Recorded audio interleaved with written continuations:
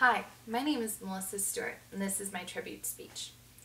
When I was first assigned a tribute speech, I knew immediately who I would do it on, my older brother, James. He has been a powerful influence on my life. I can truly say he's been my friend since birth. We grew up out in the country with very few close neighbors, so you can kind of say that we were forced to become best friends. Either way, we've been inseparable ever since. James always would come up with these great games, mainly using our imagination. And one day we were running back and forth from tree to tree, pretending like those were our houses and it was our neighborhood. And while I was away visiting another tree, a little garden snake moved into my house. So I come back and I'm just digging in the dirt and here's this snake.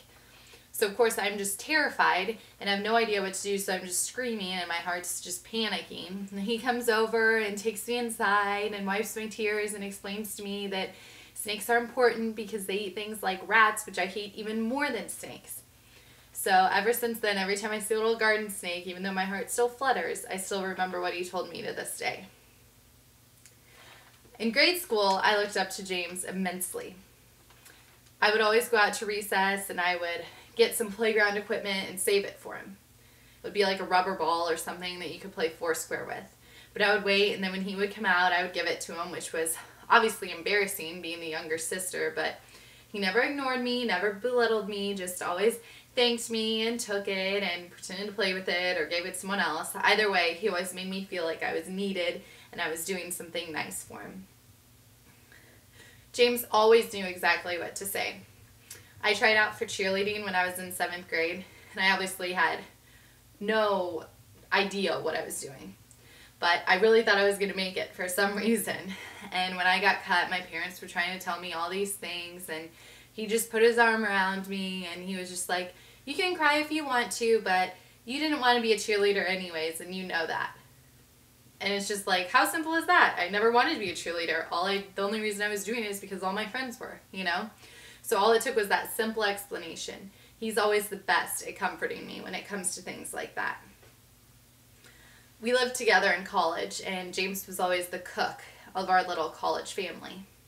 And I'm not talking about like regular college food, but he would spend all day Sunday making soups or pork tacos or something like that. So I will never forget how good of a cook he was, and still is. When James first moved to college and I was still in high school, he was living in a freshman dorm with a bunch of other guys.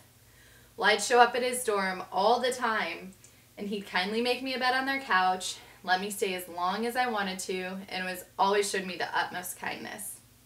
Can you imagine your kid sister showing up every single weekend your freshman year of college? That would be horrible, but he never once made me feel unwelcome, never made me leave, always had me stay. James is obviously more than a brother to me, and more like a best friend. I can honestly say that he has had more influence in my life than anyone else, and I thank God that I have him. Thank you.